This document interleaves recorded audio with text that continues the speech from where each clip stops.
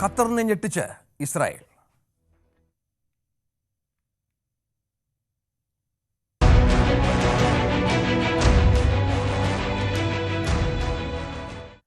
ഖത്തറിന്റെ തലസ്ഥാനമായ ദോഹയിൽ ഇസ്രായേൽ ആക്രമണം നടത്തി. ഖത്താര പ്രവിശ്യയിലാണ് ആക്രമണം. ഹമാസ് നേതാവ് ഖലീൽ അൽ ഹയ്യ ആക്രമണത്തിൽ കൊല്ലപ്പെട്ടു. ഏറ്റവും പ്രധാനപ്പെട്ട വിവരം അതുതന്നെയാണ്. അമേരിക്ക ഇതുമായി ബന്ധപ്പെട്ട് പ്രതികരിച്ചിട്ടില്ല. ആ പ്രതികരണം പ്രധാനമാണ്. കാരണം ചർച്ചകൾ പുരോഗമിക്കുന്നുണ്ടായിരുന്നു. ആക്രമണം നിർത്തിവെക്കും, വെടിനിർത്തലുണ്ടാകുമെന്നുള്ള സൂചന ഉണ്ടായിരുന്നു. ഇതിനിടയിലാണ് ഇപ്പോൾ ഖത്തറിൽ കയറി ഹമാസ് നേതാക്കളെ ഇസ്രായേൽ വധിക്കുന്നത്.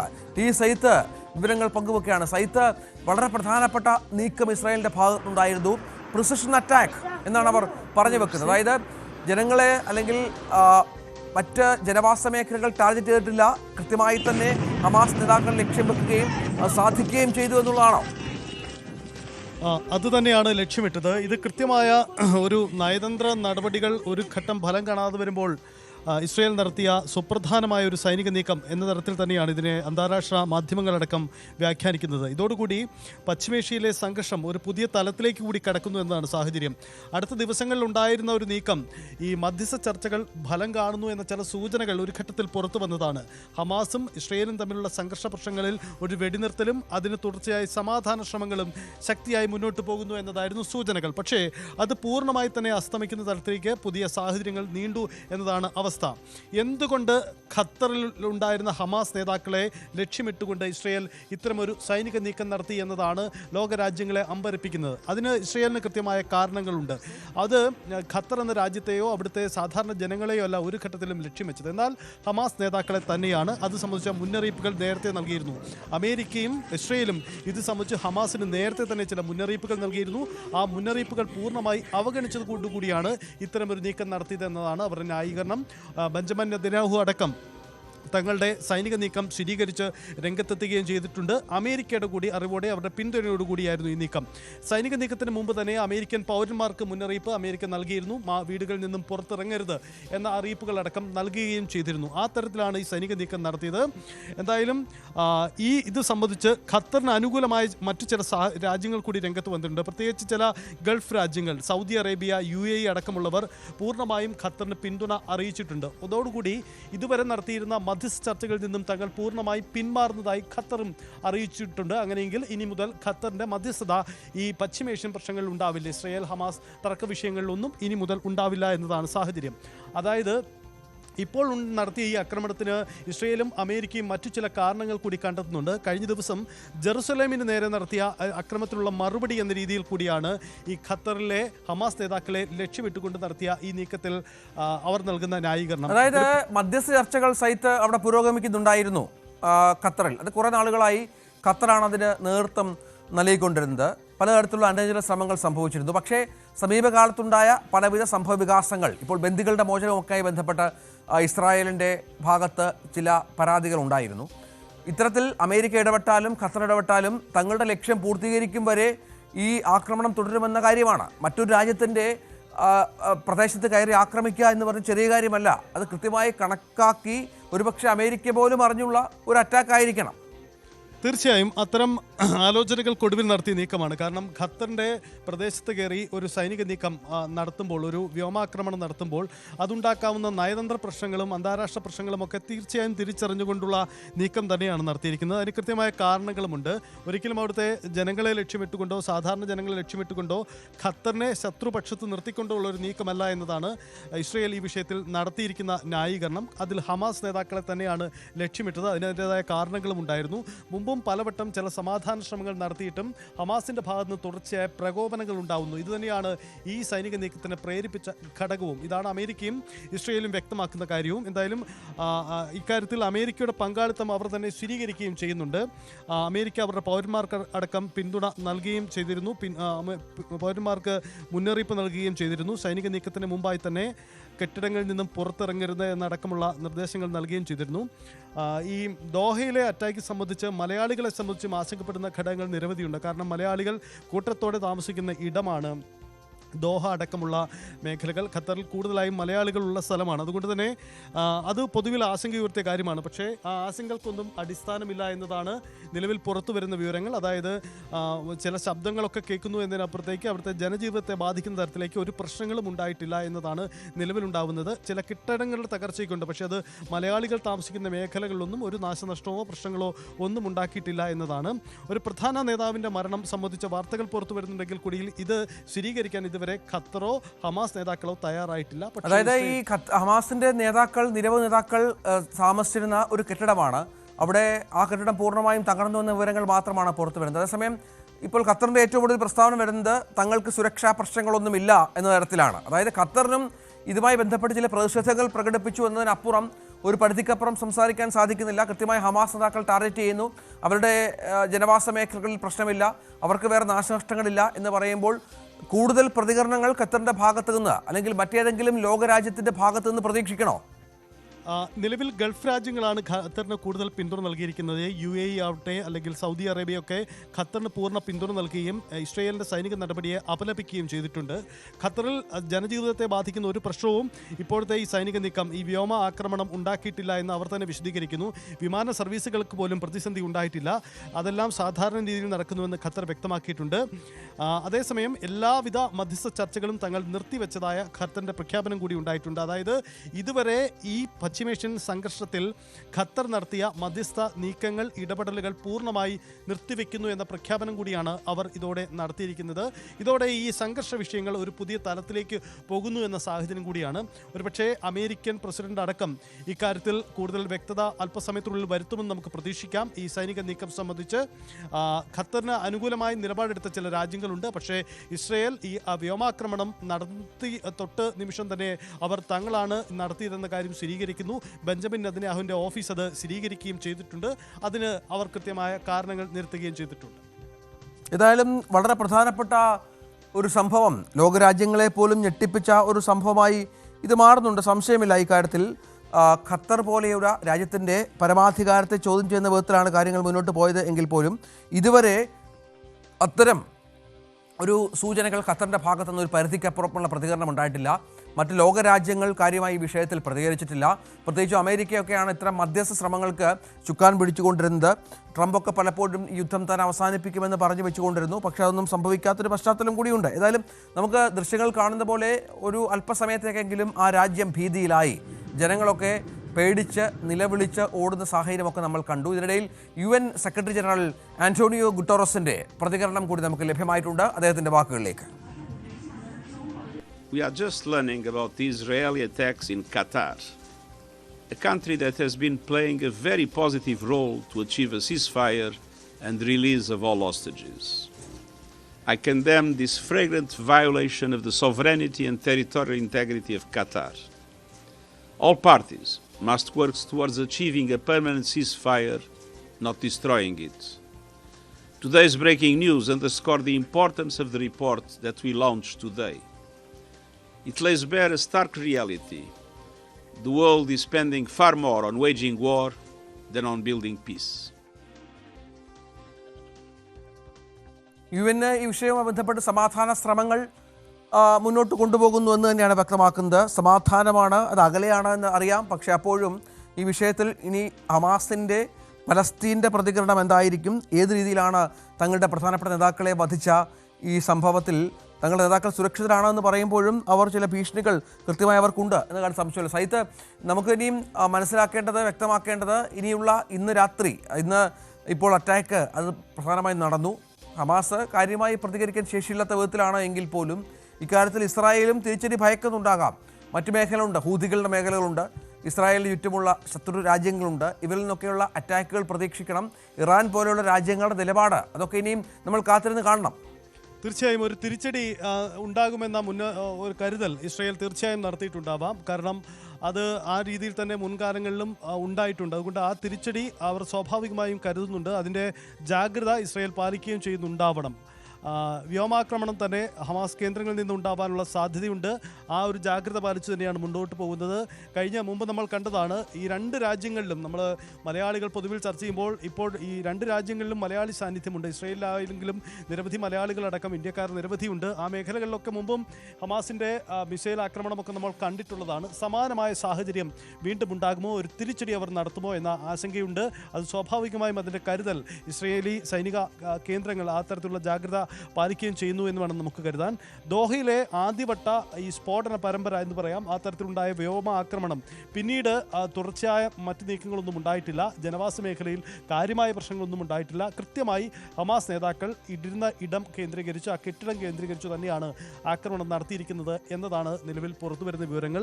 മലയാളികളടക്കം സംസാരിക്കുന്നവരെല്ലാം പങ്കുവയ്ക്കുന്ന വികാരവും അതുതന്നെയാണ്. അവിടെ ജനവാസ മേഖലയെ ഒരു തരത്തിലുള്ള പ്രശ്നം ഉണ്ടാക്കിയിട്ടില്ല. പക്ഷേ പശ്ചിമേഷ്യൻ പ്രശ്നങ്ങൾ അത് പുതിയ തലത്തിലേക്ക് മാറുകയാണ്. മധ്യസ്ഥ ചർച്ചകൾ പൂർണ്ണമായും ഒഴിവാകുന്നു. അങ്ങനെയെങ്കിൽ ഇനിയും നമുക്ക് പ്രതീക്ഷിക്കണം ഏറ്റുമുട്ടൽ ഉണ്ടാകുമെന്ന് തന്നെ. ആ തരത്തിലാണ് സാഹചര്യം. ചർച്ചകൾ പുരോഗമിക്കുന്നു എന്ന സാഹചര്യത്തിൽ കൂടിയാണ് ഈ ആക്രമണം ഉണ്ടായത് എന്നുള്ളതാണ്. ഏറ്റവും ഒടുവിൽ മധ്യസ്ഥ ചർച്ചകൾ നിർത്തിവെക്കുകയാണ് എന്നുള്ള വിവരം കൂടി ഖത്തർ പങ്കുവെക്കുന്ന ഒരു പശ്ചാത്തലം കൂടിയുണ്ട്. ഏതായാലും ലോകരാജ്യങ്ങൾക്ക് ആശങ്കയുണ്ടായിക്കൊണ്ടുള്ള ഒരു ആക്രമണമാണ് ഇപ്പോൾ ഇസ്രായേലിൻ്റെ ഭാഗത്തു നിന്ന് ഉണ്ടായിട്ടുള്ളത്. പക്ഷേ അവർക്ക് വളരെ കൃത്യമായ ലക്ഷ്യങ്ങൾ ഈ വിഷയവുമായി ബന്ധപ്പെട്ട് ആദ്യ സമയം മുതലേ ഉണ്ട് എന്ന കാര്യത്തിൽ സംശയമില്ല. ഹമാസിൻ്റെ നേതാക്കൾ ചർച്ചകൾക്കായി എത്തിയ പശ്ചാത്തലമായിരുന്നു. ഒരു പക്ഷേ ഹമാസ് പോലും ഈ വിഷയത്തിൽ അജ്ഞരായിരിക്കണം എന്ന് വേണം മനസ്സിലാക്കാൻ. ഇത്തരമൊരു അറ്റാക്ക് ഖത്തറിൻ്റെ മണ്ണിലുണ്ടാകുമെന്നുള്ളതൊന്നും അവർക്ക് ഒരു പക്ഷേ മനസ്സിലാകുമായിരുന്നില്ല. അതിൻ്റെ പശ്ചാത്തലത്തിൽ കൂടിയാണ് കൃത്യമായ മുന്നറിയിപ്പുകളോ അല്ലെങ്കിൽ കൃത്യമായ സൂചനകളോ ഒന്നും ഇല്ലാത്ത ഒരാക്രമണം കൂടിയായിരുന്നു എന്നുള്ളതാണ്. നാശനഷ്ടം കുറയ്ക്കാൻ ശ്രമിച്ചെന്നും ഖലീൽ അൽ ഹയ്യ അടക്കമുള്ളവരെയാണ് ലക്ഷ്യമിട്ടതെന്നും ഇസ്രായേൽ പറയുന്നുണ്ട്. അതേസമയം അന്താരാഷ്ട്ര നിയമങ്ങളുടെ ലംഘനമാണെന്നാണ് ഖത്തർ തുടർച്ചയായി പറഞ്ഞുകൊണ്ടിരിക്കുന്നത്. എങ്കിൽ പോലും ഈ ദോഹയിലുള്ള ഹമാസ് രാഷ്ട്രീയ കാര്യാലയം അതിന് ലക്ഷ്യമിട്ടായിരുന്നു ഇസ്രായേലിൻ്റെ ആക്രമണം. അവിടെ ഒരു കൂട്ടം ഹമാസ് നേതാക്കൾ ഉണ്ടായിരുന്നു എന്നുള്ളതാണ്. എല്ലാ നടപടികളും നാശനഷ്ടങ്ങൾ പരമാവധി കുറയ്ക്കാൻ തങ്ങൾ സ്വീകരിച്ചു എന്ന് പറയുമ്പോൾ പോലും ഡിഫൻസ് ഫോഴ്സിൻ്റെ അത്തരമൊരു പ്രസ്താവന ഉണ്ട് എങ്കിൽ പോലും ഖത്തർ ഈ വിഷയത്തിൽ ചില ആശങ്കകൾ പ്രകടിപ്പിച്ച പശ്ചാത്തലം കൂടിയുണ്ട് എന്നുള്ളതാണ് ഏറ്റവും പ്രധാനം. ഇങ്ങനെയാണ് IDF-ൻ്റെ പോസ്റ്റ് വന്നിരിക്കുന്നത്. ഹമാസ് ഭീകര സംഘടനയുടെ മുതിർന്ന നേതൃത്വത്തെ ലക്ഷ്യമിട്ട് IDF-ഉം ISIയും കൃത്യമായ ആക്രമണം നടത്തി. വർഷങ്ങളായി ഹമാസ് നേതൃത്വത്തിലെ ഈ അംഗങ്ങൾ തീവ്രവാദ സംഘടനയുടെ പ്രവർത്തനങ്ങൾക്ക് നേതൃത്വം നൽകി വരികയാണ്. ഒക്ടോബർ 7 ക്രൂരമായ കൂട്ടക്കൊലയ്ക്ക് ഇവർ ഉത്തരവാദികളാണ്. ഇസ്രായേലിനെതിരെ യുദ്ധം ആസൂത്രണം ചെയ്തു, നടപ്പിലാക്കി. ഇവർക്ക് വളരെ കൃത്യമായ മറുപടി ഞങ്ങൾ നൽകി, ദൃഢനിശ്ചയത്തോടെ തുടരും എന്ന് പറഞ്ഞു വെക്കുകയാണ്. ഇത് പ്രധാനപ്പെട്ട കാര്യമാണ്. ഈ ബന്ദികളുടെ മോചന ശ്രമം, അതാണ് സൈത്ത് പ്രശ്നം. ബന്ദികളുടെ മോചനവുമായൊക്കെ ബന്ധപ്പെട്ടുള്ള ചർച്ചകൾ നടക്കുന്നൊരു സാഹചര്യം കൂടിയുണ്ട്. അതൊക്കെ ഇനിയിപ്പോൾ സങ്കീർണമാകും. തീർച്ചയായും സങ്കീർണമാകും പശ്ചിമേഷ്യൻ സാഹചര്യം എന്ന കാര്യത്തിൽ തർക്കമില്ല. മധ്യസ്ഥ ചർച്ചകൾ പൂർണ്ണമായും അടയുന്നു എന്ന് മാത്രമല്ല, പുതിയ സംഘർഷ രംഗങ്ങൾക്ക് അത് വഴി തുറക്കുകയും ചെയ്യുന്നു എന്നതാണ് സാഹചര്യം. ഇത് ഇപ്പോൾ ഈ വിഷയത്തിൽ ഇസ്രയേൽ നടത്തിയ കടന്നാക്രമണത്തെ ഏത് രീതിയിൽ ന്യായീകരിച്ചാലും ഖത്തർ അത് തങ്ങളുടെ ഭൂപ്രദേശത്തേക്കുള്ള ഒരു കടന്നുകയറ്റമായി തന്നെയാണ് കാണുന്നത്. ഒപ്പം രഞ്ജിത്ത് സൂചിപ്പിച്ചതുപോലെ അന്താരാഷ്ട്ര നിലവിലുള്ള നിയമങ്ങളുടെ ലംഘനം കൂടിയായിട്ടാണ് ഖത്തർ കണ്ടിരിക്കുന്നത്. ഖത്തറിന് പിന്തുണ നൽകിയ ഗൾഫ് രാജ്യങ്ങളുമുണ്ട്. സ്വാഭാവികമായും ഒരു പുതിയ ചേരി രൂപപ്പെട്ടാൽ അത് ഒരു പുതിയ തർക്കത്തിനും പുതിയ സൈനിക നീക്കത്തിനും ഇടവെക്കുമോ എന്ന പ്രശ്നം കൂടി ഉണ്ടാവുന്നുണ്ട്.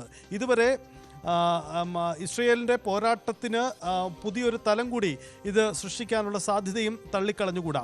അതാണ് നിലവിലെ സാഹചര്യം. പക്ഷേ ഇത് മധ്യസ്ഥ ശ്രമങ്ങൾക്കിടയിൽ മധ്യസ്ഥരെ ലക്ഷ്യമിട്ടുകൊണ്ട് നടത്തിയ നീക്കം ഒരു തരത്തിലും അംഗീകരിക്കാൻ കഴിയില്ല. അത് സമാധാന ശ്രമങ്ങളെ പൂർണ്ണമായി ഇല്ലാതാക്കി എന്നതാണ് ഇക്കാര്യത്തിൽ ഖത്തറിന്റെ വാദം. അതുകൊണ്ട് കൂടിയാണ് ബ്രിഗേഡിയർ വേണു നായർ ഇപ്പോൾ ടെലിഫോൺ ലൈനുണ്ട്. ശ്രീ വേണു നായർ, ഇവിടെ മധ്യസ്ഥ ചർച്ചകൾ നടക്കുന്നുണ്ടായിരുന്നു.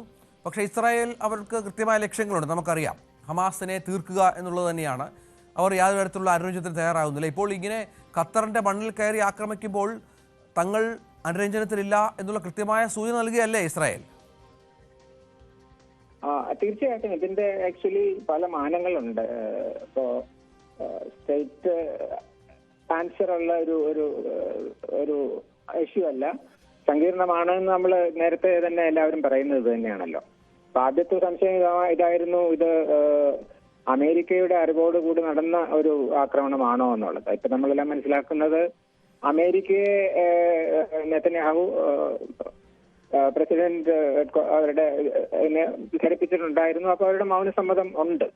എന്നതാണ് നമ്മൾ മനസ്സിലാക്കേണ്ടത്. ഇല്ലാതെ പരസ്പരം ഈ US-ഉം ഇസ്രായേലും തമ്മിലുള്ള ബന്ധം നമ്മുടെ എല്ലാവരും അറിയുന്നതിലൊക്കെ അപ്പുറമാണ്. ഇപ്പൊ ഈ വെസ്റ്റ് ഏഷ്യയില് അമേരിക്കയുടെ കൂടെ നിൽക്കുന്നത് ഇസ്രായേലാണ്. ഇസ്രായേലിനെ പൊക്കിപ്പിടിച്ചുകൊണ്ടാണ് അമേരിക്കയുടെ അവിടുത്തെ ഡിപ്ലോമസി നടന്നുകൊണ്ടിരുന്നത് വർഷങ്ങളായിട്ട്.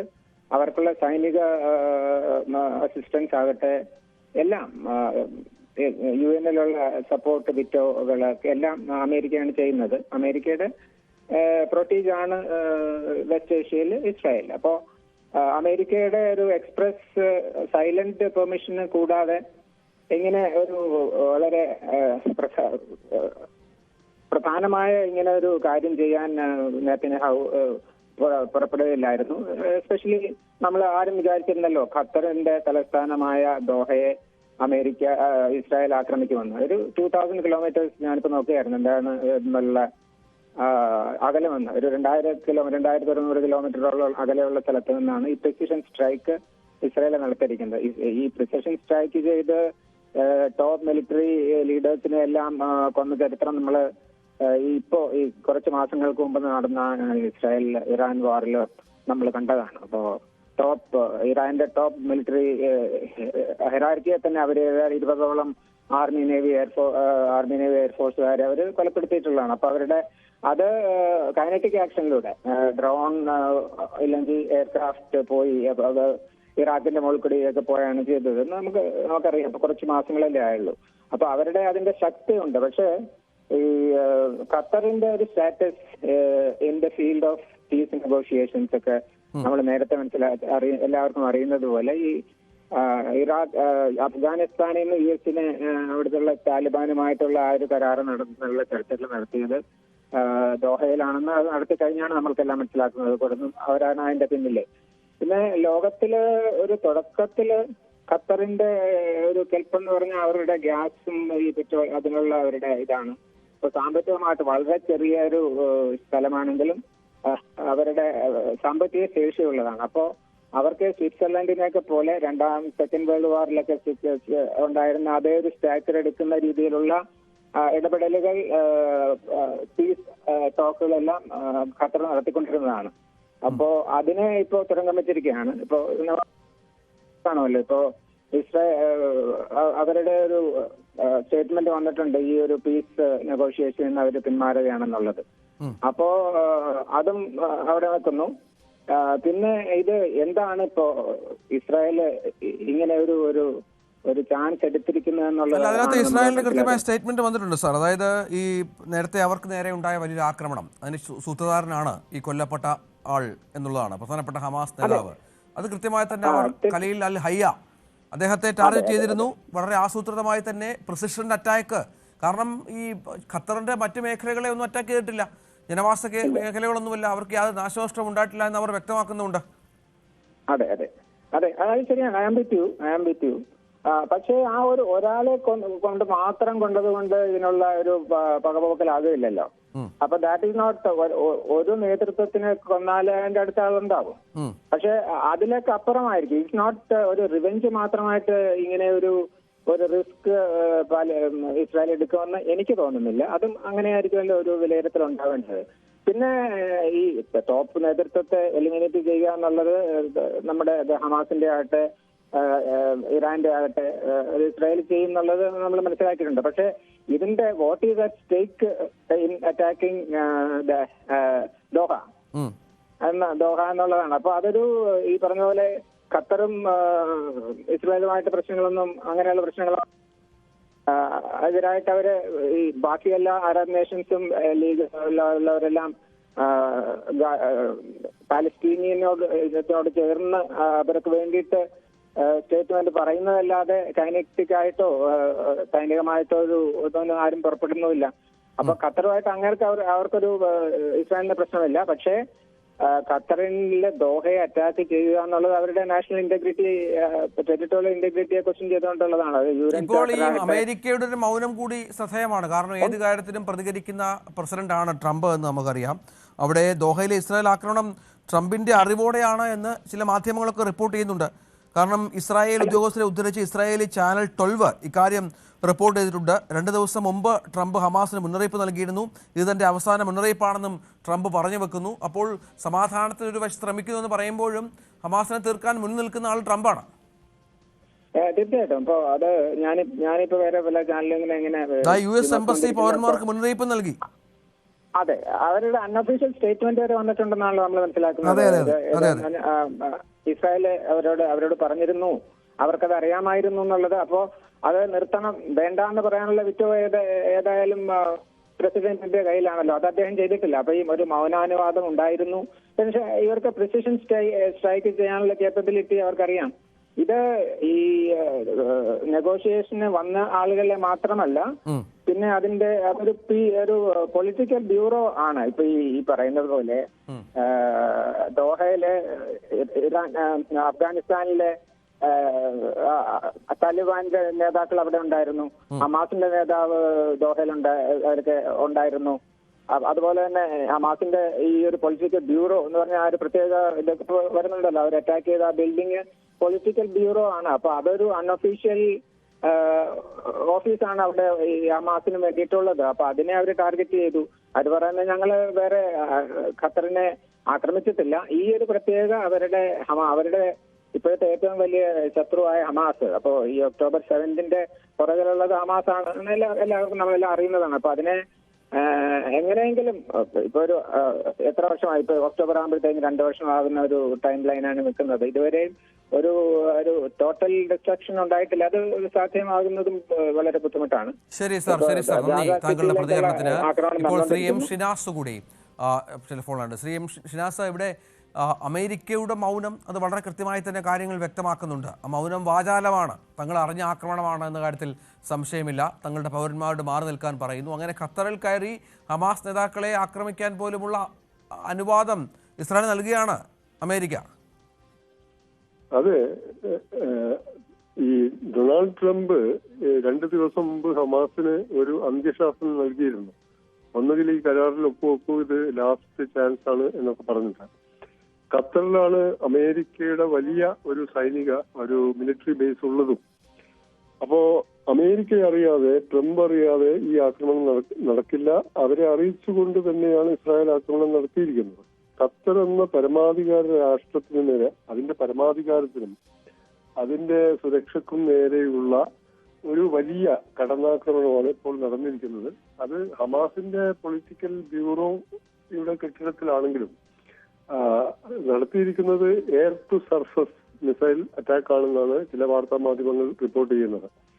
അപ്പോൾ അങ്ങനെയാണെങ്കിൽ ജോർദാനും സൗദി അറേബ്യയുടെയും വ്യോമ മേഖലകൾ കടന്നിട്ടല്ലാതെ ആ രീതിയിൽ ഖത്തറിലൊരു ആക്രമണം നടത്താൻ പറ്റില്ല. ഇത് എല്ലാ അന്താരാഷ്ട്ര നിയമങ്ങളെയും അന്താരാഷ്ട്ര മര്യാദകളെയും മാനദണ്ഡങ്ങളെയും നഗ്നമായി അഗണ്യകോടിയിൽ തള്ളിയുള്ള ഒരു ആക്രമണം എന്ന് പറയാൻ പറ്റില്ല. വാസ്തവത്തിൽ ഒരു സ്വതന്ത്ര പരമാധികാര രാജ്യത്തിനകത്ത് നടത്തിയ ഒരു ഭീകരാക്രമണമാണ് വാസ്തവത്തിൽ ഇത്. ഇങ്ങനെ കാര്യങ്ങൾ തുടർന്നു പോവുകയാണെങ്കിൽ ഹമാസ് എന്ന സംഘടനയുടെ പൊളിറ്റിക്കൽ ബ്യൂറോ ഓഫീസ് അവിടെയുണ്ട്. ഖത്തറാണ് ചർച്ചകൾക്ക് മധ്യസ്ഥം വഹിക്കുന്നത്. ഈ ചർച്ചകൾ നടക്കാനിരിക്കെ അവിടെ നെഗോഷിയേറ്റേഴ്സ് ഹമാസിന്റെ എത്തിയിട്ടുണ്ട്. ആ പൊളിറ്റിക്കൽ ബ്യൂറോ ഓഫീസിലായിരിക്കും താമസിക്കുക. കൃത്യമായ വിവരങ്ങളുടെ അടിസ്ഥാനത്തിൽ അമേരിക്കയുടെ പൂർണ്ണമായ അറിവോടെയും സമ്മതത്തോടെയും നടന്ന ഒരു ആക്രമണമാണ് ഇത്. അതുകൊണ്ട് ഇത്തരം മധ്യസ്ഥ ചർച്ചകൾക്കൊന്നും തങ്ങൾക്ക് താല്പര്യമില്ലെന്നും ഹമാസ് എവിടെയുണ്ടെങ്കിലും ഏത് രാജ്യത്തുണ്ടെങ്കിലും തങ്ങൾ ആക്രമിക്കുമെന്നുമുള്ള അതിന് അമേരിക്കയുടെ പരസ്യ സമ്മതം, അല്ലെങ്കിൽ മൗനാനുവാദം എന്നല്ല, പരസ്യമായിട്ടുള്ള സമ്മതമുണ്ടെന്നുള്ള ആ ധാർഷ്ട്യം ആണ് ഇപ്പോൾ ഖത്തർ ഖത്തറിൽ നടത്തിയ ആക്രമണത്തിലൂടെ വെളിപ്പെട്ടിരിക്കുന്നത്. ഇറാനിൽ ഇതിനു മുമ്പ് ആക്രമണം നടത്തി. ഇപ്പോൾ ഖത്തറിന് നേരെയാണ് ആക്രമണം. ഖത്തർ എന്നാൽ വളരെ ചെറിയൊരു രാജ്യമാണ്. അവിടെ ഏറ്റവും പ്രധാനപ്പെട്ട ഒരു അമേരിക്കൻ സൈനിക ആസ്ഥാനം പോലുമുണ്ട്. അപ്പോൾ അമേരിക്ക അറിയാതെ ഇത് ഒരിക്കലും നടക്കില്ല. അപ്പൊ അമേരിക്ക അറിഞ്ഞിട്ടുണ്ട്. ഇത് ഒരു റൂൾസ് ബേസ്ഡ് ഇന്റർനാഷണൽ ഓർഡർ അതിന്റെ കടക്കൽ കത്തിവെക്കുന്ന ഒരു ആക്രമണമാണ് വീണ്ടും ഇസ്രായേൽ നടത്തിയിരിക്കുന്നത്. ഇറാനുമേൽ നടത്തി, അതിനുശേഷം ഖത്തറിന് മേൽ ആയി. അപ്പോൾ ഇത് ഗൾഫ് രാജ്യങ്ങളെ അസ്വസ്ഥത വലിയ തോതിൽ ആശങ്കപ്പെടുത്തേണ്ട ഒരു ആക്രമണം കൂടിയാണ്. കാരണം UAEയും ബഹ്റൈനുമൊക്കെ ഇസ്രായേലുമായിട്ടുള്ള ബന്ധം നോർമലൈസ് ചെയ്തിട്ടുണ്ട് എബ്രഹാം ഉടമ്പടിയിലൂടെ 2020-21 കാലഘട്ടത്തിൽ. സൗദി അറേബ്യയും നോർമലൈസ് ചെയ്യാൻ ഇരിക്കെയാണ് 2023 ഒക്ടോബർ 7-ന് ഹമാസ് ഇസ്രായേലിനകത്ത് ആക്രമണം നടത്തി 1200 പേരെ വധിച്ചതും 280ഓളം പേരെ ബന്ദികളാക്കിയതും. അപ്പോൾ ഗൾഫ് രാജ്യങ്ങൾ ഒരു ചെകുത്താനും കടലിനും എടുക്കാറും ഇസ്രായേലുമായിട്ടുള്ള ബന്ധങ്ങൾ നോർമലൈസ് ചെയ്തു ചില രാജ്യങ്ങൾ. അതേസമയം തന്നെ ഖത്തറിനെ പോലുള്ള ഗൾഫ് രാജ്യങ്ങളിൽ അവരുടെ തന്നെ അറബ് ലീഗിലെയൊക്കെ പ്രധാനപ്പെട്ട രാജ്യമായ ഖത്തറിലുള്ള ഒരു പലസ്തീനിയൻ പൊളിറ്റിക്കൽ ബ്യൂറോ ഓഫീസിന് നേരെ അല്ലെങ്കിൽ അവരുടെ താമസ സ്ഥലത്തിന് നേരെ വളരെ പ്രത്യക്ഷമായി ആക്രമണം നടത്തുക എന്ന് പറഞ്ഞാൽ ഇത് അഭൂതപൂർവമായ ഒരു സംഭവമാണ്. അതാണ് ശരി. നന്ദി സാർ. ശ്രീ ഷിനാസ് ആണ് വിവരങ്ങൾ പങ്കുവച്ചത്, നമ്മുടെ കാര്യങ്ങൾ വ്യക്തമാക്കിയത്. ശ്രീ PJ വിൻസെന്റ് കൂടിയുണ്ട്, വിദേശകാര്യ വിദഗ്ധൻ. ശ്രീ PJ വിൻസെന്റ്, ഇവിടെ ഇപ്പോൾ ഖത്തറിന്റെ ഭാഗത്ത് നിന്ന് തങ്ങളുടെ പ്രദേശത്ത് കയറി ആക്രമിച്ചതുമായി ബന്ധപ്പെട്ട് ചില പ്രതികരണങ്ങൾ, അതൊരു ശക്തമായ പ്രതികരണമായി കാണാൻ സാധിക്കില്ല. പക്ഷേ അവിടെ കൃത്യമായി തന്നെ പ്രിസിഷൻ അറ്റാക്കിലൂടെ ഈ ഹമാസ് നേതാക്കളെ വധിക്കാൻ സാധിച്ചു എന്നുള്ള ആത്മവിശ്വാസമാണ് ഇസ്രായേൽ പങ്കുവെക്കുന്നത്. ഇതിപ്പോൾ ഈ പറഞ്ഞ സമാധാന ചർച്ചകൾക്ക്, ബന്ദികളുടെ മോചനത്തിലൊക്കെ എന്ത് പ്രത്യാഘാതം സംഭവിപ്പിക്കുമെന്നുള്ളതാണ് കരുതേണ്ടത്.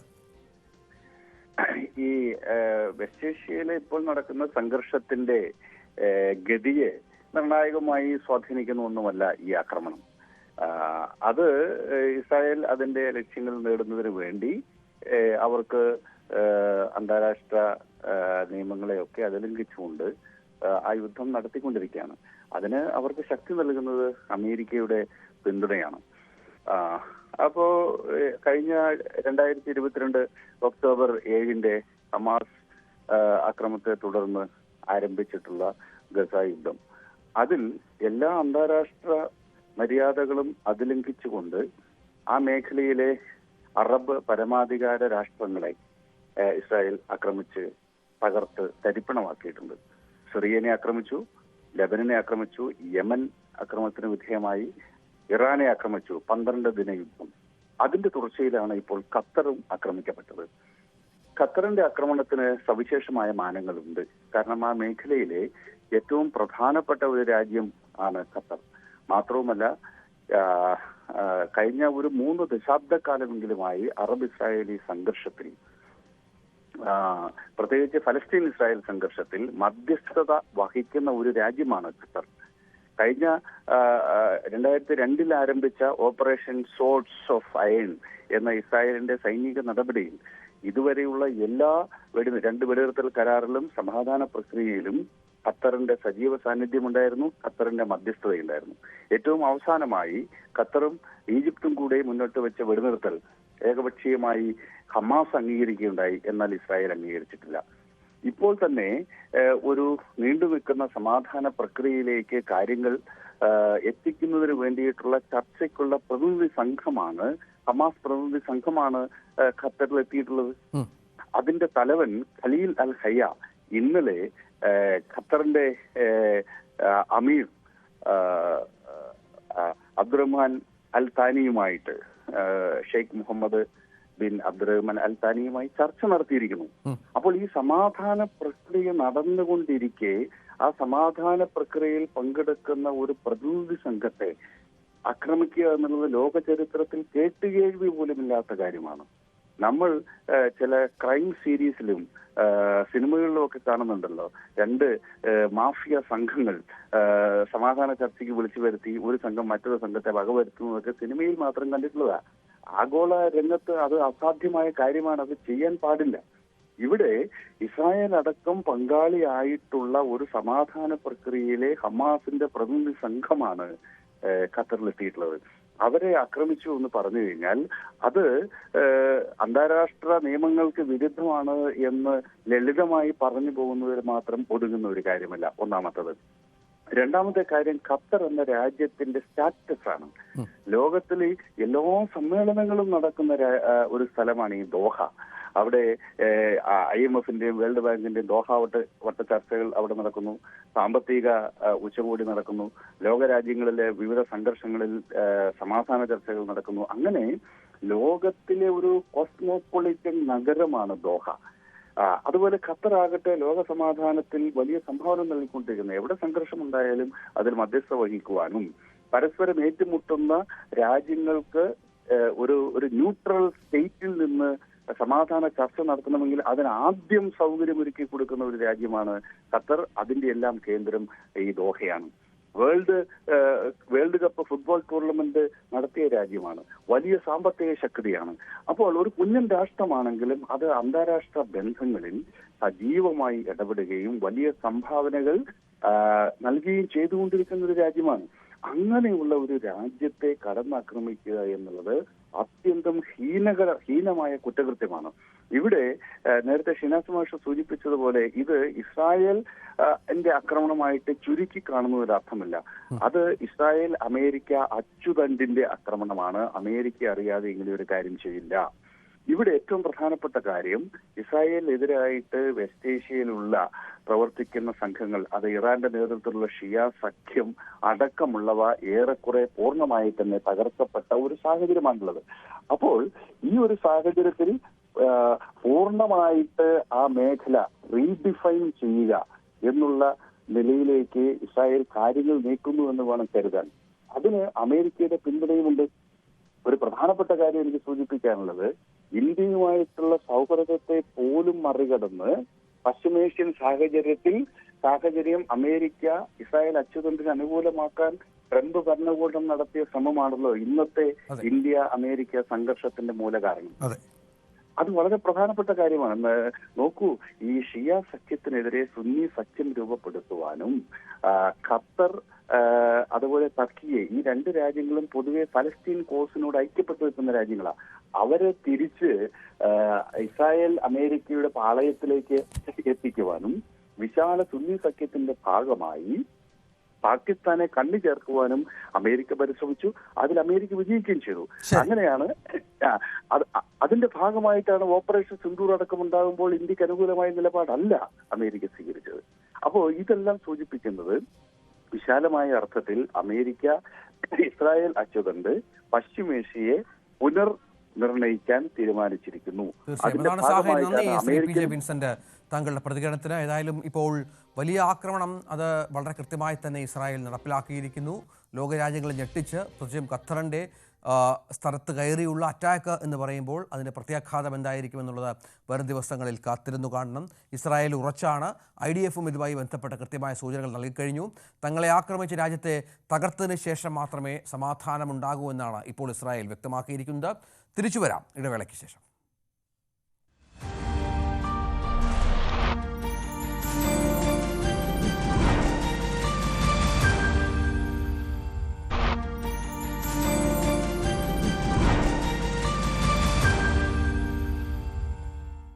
ഇസ്രായേലിൻ്റെ ആക്രമണം, അതും ഖത്തറിൻ്റെ തലസ്ഥാനത്ത്, ഖത്തറിലെ വളരെ പ്രധാനപ്പെട്ട സ്ഥലമായ ദോഹയിലേക്കെത്തി ഇസ്രായേൽ ആക്രമണം നടത്തുന്നു. അവിടെ ഹമാസിൻ്റെ നേതാക്കളെ വധിച്ചു എന്നുള്ള വിവരം കൂടി പുറത്തു വരുന്നു. ആക്രമണം ഇപ്പോൾ ഇസ്രായേൽ സ്ഥിരീകരിച്ചു കഴിഞ്ഞു. IDFിൻ്റെ ഭാഗത്തു നിന്നുള്ള പ്രസ് റിലീസ് അടക്കം പുറത്തു വന്നിരിക്കുന്നു. ഇതിനിടയിൽ അമേരിക്ക അറിഞ്ഞാണ് ഈ ആക്രമണം എന്നുള്ള വിവരങ്ങളാണ് പുറത്തു വരുന്നത്.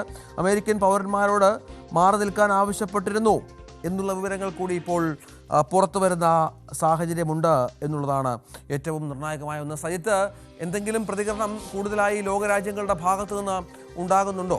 അമേരിക്ക ഈ വിഷയത്തിൽ ഇപ്പോഴും മൗനം തുടരുകയാണോ? അമേരിക്കയുടെ പ്രതികരണം ഇതുവരെയും രഞ്ജിത്ത് ഉണ്ടായിട്ടില്ല. പക്ഷേ ഇസ്രായേൽ തന്നെ സ്ഥിരീകരിക്കുന്നു, അമേരിക്കയെ തങ്ങൾ ഈ വ്യോമാക്രമണത്തിന് മുൻപ് ഇക്കാര്യങ്ങൾ അറിയിച്ചിരുന്നു എന്ന കാര്യം അവർ തന്നെ സ്ഥിരീകരിക്കുന്നുണ്ട്. ഒപ്പം ഈ ആക്രമണത്തിൻ്റെ പൂർണ്ണമായ ഉത്തരവാദിത്തം ഇസ്രയേൽ ഏറ്റെടുക്കുകയും ചെയ്തു. അതിന് തങ്ങൾക്ക് കൃത്യമായ കാരണമുണ്ട് എന്നതാണ് അവരുടെ വിശദീകരണം. ഹമാസിനെ ലക്ഷ്യമിട്ടുകൊണ്ടാണ് ഇന്നലെ നടന്ന ജെറുസലേമിന് നേരെ നടന്ന അറ്റാക്കും 6 പേരുടെ മരണത്തിനിടയ്ക്ക് സംഭവമാണ്.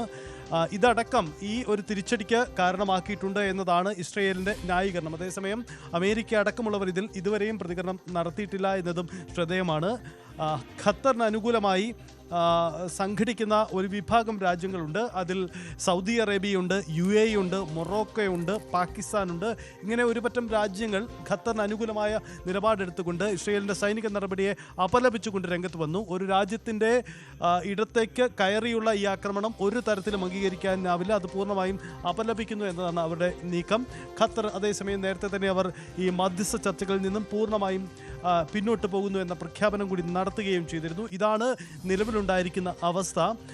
സൈനിക നീക്കം, ഈ വ്യോമാക്രമണം ഹമാസ് നേതാക്കൾ നിന്നിരുന്ന ആ കെട്ടിടം ലക്ഷ്യം വെച്ചുകൊണ്ടുള്ള നീക്കമാണെങ്കിൽ കൂടിയും അതുണ്ടാക്കുന്ന നയതന്ത്ര വെല്ലുവിളി ചെറുതല്ല എന്നതാണ് ഈ സാഹചര്യം. ഇതിൽ അമേരിക്ക എന്ത് നിലപാടെടുക്കുന്നു എന്നത് സുപ്രധാനമാണ്. അമേരിക്കയുടെ പ്രസ്താവന ഇക്കാര്യത്തിൽ നമുക്ക് പ്രതീക്ഷിക്കാം. ഡൊണാൾഡ് ട്രംപിൻ്റെ അടക്കം അമേരിക്കൻ ഭരണകൂടത്തിൻ്റെ അനുമതിയോടെയും അവരുടെ അറിവോടും കൂടി തന്നെയായിരുന്നു ഇസ്രയേലിൻ്റെ ഈ സൈനിക നീക്കം ഉണ്ടായിരിക്കുന്നത് എന്നതാണ് ശ്രദ്ധേയമായ കാര്യം. എന്തായാലും ദോഹയിൽ, ഖത്തറിലെ തലസ്ഥാനമായ ദോഹയ്ക്ക് നേരെ നടന്ന ഈ വ്യോമാക്രമണത്തിൽ വലിയ തരത്തിലുള്ള ആശങ്ക രൂപപ്പെട്ടിട്ടുണ്ട്. ഇതിനകം തന്നെ അവിടുത്തെ ജനജീവിതത്തെ ഒരു തരത്തിലും ഇത് ബാധിച്ചിട്ടില്ല. പക്ഷേ അതുണ്ടാക്കുന്ന ആശങ്ക ചെറുതല്ല. മലയാളികളടക്കമുള്ളവർ തങ്ങളുടെ മേഖലകളിലൊന്നും ഒരു തരത്തിലുള്ള പ്രശ്നങ്ങളും ഉണ്ടായിട്ടില്ല എന്ന് വ്യക്തമാക്കിയിട്ടുണ്ട്. പക്ഷേ ഖത്തർ ഇതിനെ അതീവ ഗുരുതരമായ ഒരു നയതന്ത്ര പ്രശ്നമായി തന്നെയാണ് കാണുന്നത്. ആ തരത്തിൽ തന്നെ അവർ അതിനെ ഏറ്റെടുക്കുകയുമാണ് ചെയ്തിരിക്കുന്നത്. അങ്ങനെയെങ്കിൽ പശ്ചിമേഷ്യൻ സംഘർഷത്തിൽ പുതിയ ചില നീക്കങ്ങളും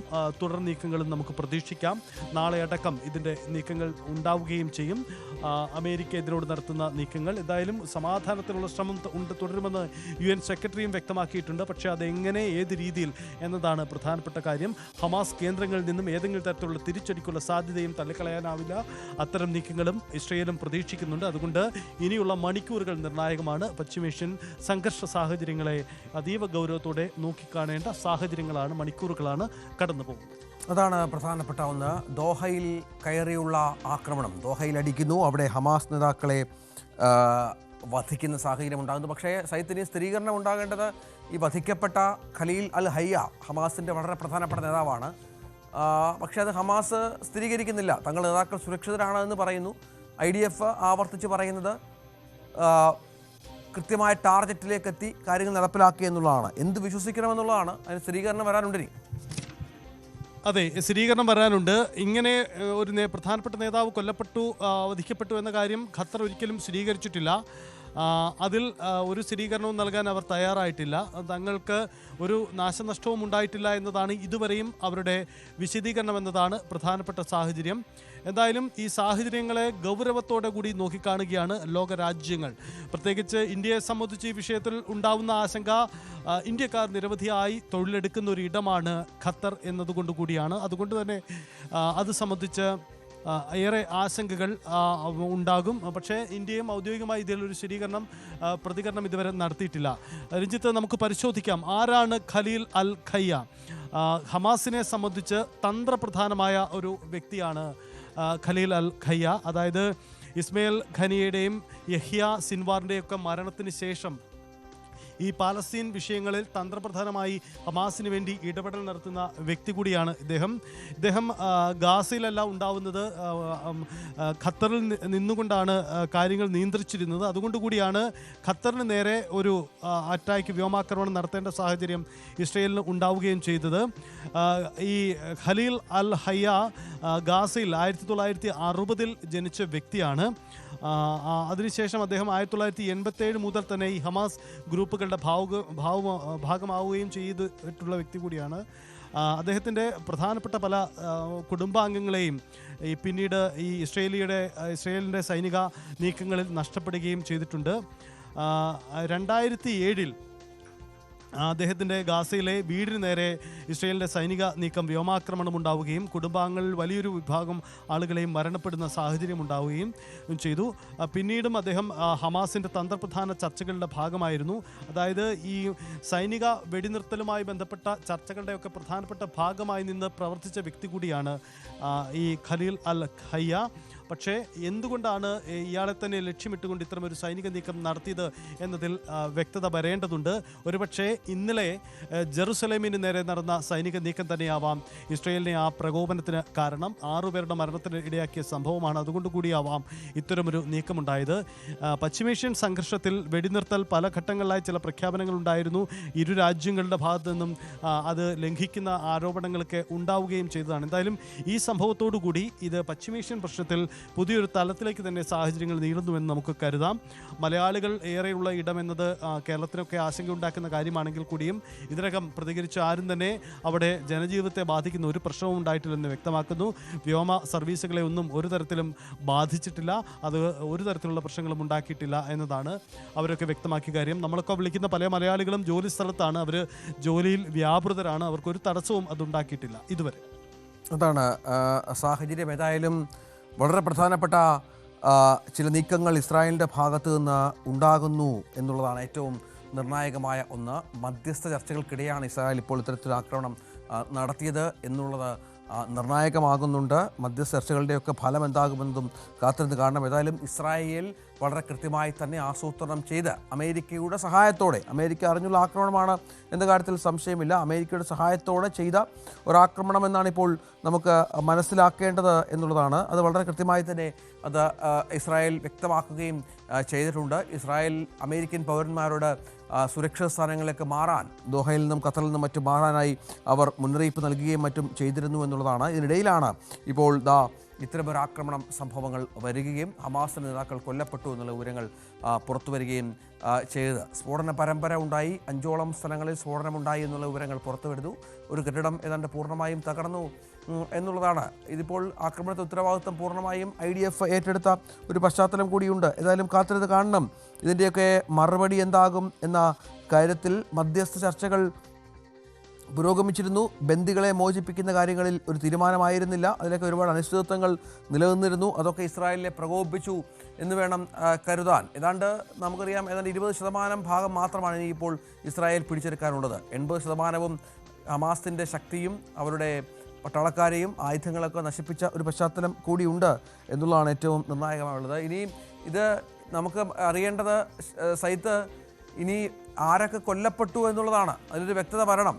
അത് എപ്പോഴേക്കുണ്ടാകുമെന്ന് പ്രതീക്ഷിക്കണം. അതിൻ്റെ ദൃശ്യങ്ങളും തെളിവുകളുമൊക്കെ ഇസ്രായേൽ ഒരുപക്ഷെ പുറത്തുവിട്ടേക്കാം. അതാണ് നമുക്ക് കരുതേണ്ടത്. അത് സംബന്ധിച്ച് ഈ സൈനിക നീക്കത്തിന് പിന്നിൽ തങ്ങൾക്കാണ് അതിൻ്റെ പൂർണ്ണ ഉത്തരവാദിത്തം.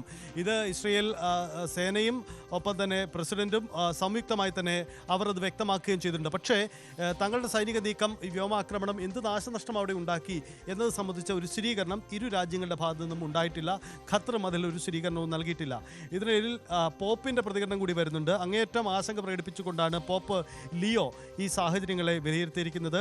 വളരെ പ്രധാനപ്പെട്ട, വളരെ ശ്രദ്ധയോടെ നോക്കേണ്ട സാഹചര്യങ്ങളാണ് അവിടെ ഉണ്ടാവുന്നത്. അതുകൊണ്ട് ഈ സാഹചര്യങ്ങളെ ശ്രദ്ധിച്ചു വീക്ഷിക്കുന്നു എന്നതാണ് പോപ്പ് ഇതിൽ നടത്തിയ പ്രതികരണം. ഇതിനിടയിൽ രഞ്ജിത്ത്, അമേരിക്കൻ സെനറ്ററുടെ ഔദ്യോഗികമായി അമേരിക്കയോ ഡൊണാൾഡ് ട്രംപോ ഇക്കാര്യത്തിൽ ഒരു നിലപാട് പറഞ്ഞിട്ടില്ലെങ്കിൽ കൂടിയും US സെനറ്റർ ജോൺ ഫെറ്റർമാൻ്റെ ചില പ്രതികരണങ്ങൾ കൂടി വരുന്നുണ്ട്. അതായത് ഇസ്രയേലിൻ്റെ അറ്റാക്കിനെ അദ്ദേഹം ആഘോഷിക്കുന്ന തരത്തിലുള്ള ചില പ്രതികരണങ്ങളാണ് സോഷ്യൽ മീഡിയയിൽ പങ്കുവച്ചിരിക്കുന്നത്. അങ്ങനെ അമേരിക്കയുടെ നിലപാട് ഇസ്രയേലിനൊപ്പമാണ്, ഇസ്രയേലിൻ്റെ ഈ സൈനിക നീക്കത്തെ ഒപ്പമാണ് എന്നുകൂടി വ്യക്തമാക്കുന്നതാണ് സെനറ്റർമാരുടെ അടക്കം നിലപാട് എന്നതും ശ്രദ്ധേയമാണ്. എന്തായാലും അമേരിക്കയുടെ അടക്കമുള്ള പ്രതികരണങ്ങൾ കൂടി ഇക്കാര്യത്തിൽ വരേണ്ടതുണ്ട്. ഒപ്പം തന്നെ ഇതുണ്ടാക്കിയ നാശനഷ്ടങ്ങൾ ഒപ്പം ഖലീൽ അൽ ഹയ്യ കൊല്ലപ്പെട്ടു എന്ന കാര്യത്തിലുള്ള സ്ഥിരീകരണം കൂടി ഉണ്ടാവേണ്ടതുണ്ട്. അത് സംബന്ധിച്ച് ഇസ്രയേലിൻ്റെ ഭാഗത്തു നിന്നും വിശദീകരണവും വ്യക്തതയും ഉണ്ടാകുമെന്ന് നമുക്ക് പ്രതീക്ഷിക്കാം. ഇനി വരുന്ന മണിക്കൂറുകളിൽ നടക്കാൻ പോകുന്ന ലോകരാജ്യങ്ങളുടെ ആശയവിനിമയങ്ങളും കൂടിക്കാഴ്ചകളും സൈനിക നീക്കങ്ങളുമൊക്കെ വളരെ പ്രധാനപ്പെട്ടതാണ്. സൈത്താണ് വിവരങ്ങൾ പങ്കുവച്ചത്. ഏതായാലും ഇസ്രായേലിൻ്റെ ആക്രമണം ലോകം ചർച്ച ചെയ്യുന്നു. ഹമാസ് നേതാക്കൾ കൊല്ലപ്പെട്ടോ എന്ന കാര്യത്തിൽ വ്യക്തത വരേണ്ടതുണ്ട്. അതിലൊക്കെ ഒരു കൃത്യമായ സ്ഥിരീകരണം വരും മണിക്കൂറുകളിൽ ഇന്ന് രാത്രിയോടെ ഉണ്ടാകുമെന്ന് പ്രതീക്ഷിക്കാം. ഏതായാലും ഉറക്കമില്ലാത്ത രാത്രികളാണ് ലോകത്തിന് എന്ന കാര്യത്തിൽ സംശയമില്ല. മലയാളികളൊന്നും ആശങ്കപ്പെടേണ്ട കാര്യമില്ല. അവിടെ സന്ദേശം കൃത്യമായി തന്നെ ഉണ്ട്. ഒരുപാട് മലയാളികൾ ജോലി ചെയ്യുന്ന ഒരു സ്ഥലം കൂടിയാണ് ഖത്തർ എന്ന കാര്യത്തിൽ സംശയമില്ല. പക്ഷേ അവിടെയൊക്കെ ഇസ്രായേൽ മലയാളികളിലേക്ക് ആക്രമണം ഒന്നും അല്ലെങ്കിൽ അവിടുത്തെ സാധാരണ ജനങ്ങളിലേക്ക് ആക്രമണം എത്തിച്ചിട്ടില്ല. കൃത്യമായി തന്നെ ഈ ഹമാസ് നേതാക്കൾ താമസിച്ചിരുന്ന സ്ഥലങ്ങളിലാണ് ആക്രമണം ഉണ്ടായിരുന്നത് എന്നതാണ് ഏറ്റവും പ്രധാനം.